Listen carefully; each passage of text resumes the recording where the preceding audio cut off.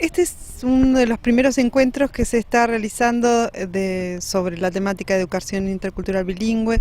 Tratamos de juntar las experiencias de las 4 escuelas y otras escuelas que están interesadas en implementarlas, escuelas de Los Repollos, de la comunidad de las Huaytecas, de la comunidad Ancalao, de Ñorquinco, de Pilquinillero Limae, de Blancura, de Plan Currameu, diferentes zonas de acá en esta parte, de la zona andina, y con los referentes de también los loncos, los huerquén, de cada comunidad para abordar diferentes temas.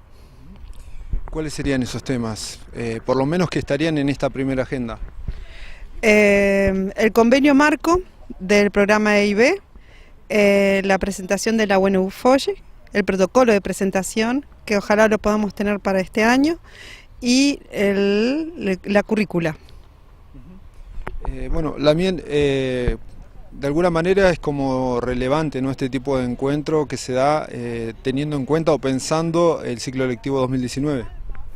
Sí, claro, es relevante porque, bueno, desde que se sancionó la nueva ley de educación, la ley orgánica de educación en el 2013, desde ese año en adelante no se ha avanzado en la jerarquización de las modalidades de las escuelas interculturales.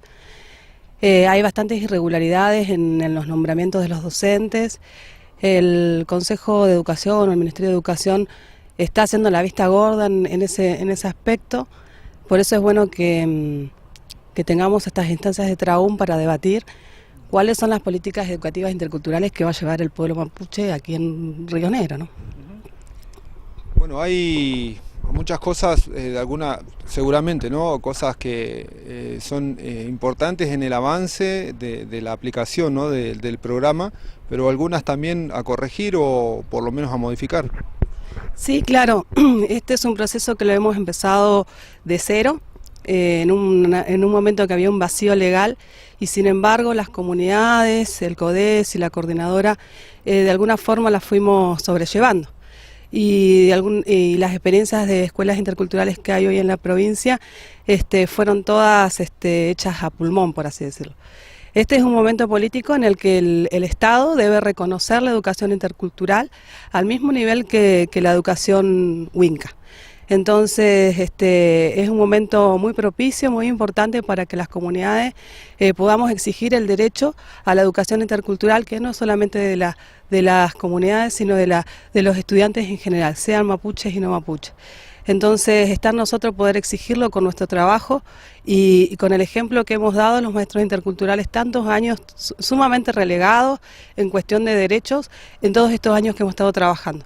Así que en buena hora que aquí la subcoordinadora de la zona andina de aquí de la provincia de Río Negro se ha acercado a las comunidades y ha empezado a hacer un trabajo de base con las mismas. Así que estamos bastante esperanzados. Se va a trabajar el protocolo de la UNEUFOYE, se va a trabajar sobre el diseño curricular, el aporte que podemos hacer las comunidades y los maestros interculturales en función de los contenidos que se pueden abordar en las escuelas públicas. Así que no, el trabajo de hoy va a ser muy importante y seguramente va a ser trascendente para toda la aplicación de la ley de educación.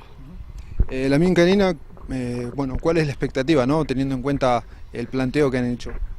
Bueno, la verdad es que hay muchas expectativas. Yo creo que vamos a salir principalmente muy fortalecidos, enriquecidos, como decimos nosotros, con un Kumer Rakizuam, con un buen pensamiento, un Quiñé Rakizuam, con un solo pensamiento para poder seguir trabajando en cada uno de nuestras zonas, y a mí desde el lugar que me toca en este tiempo, con toda la responsabilidad y la fuerza para poder llevar esto a cabo y a un buen término. Bien, bueno, gracias, y estaremos ahí atentos a las conclusiones, ¿no?, que puedan arribar de este Traún, de este encuentro. Mañon Mai, Peucayal. Feliz.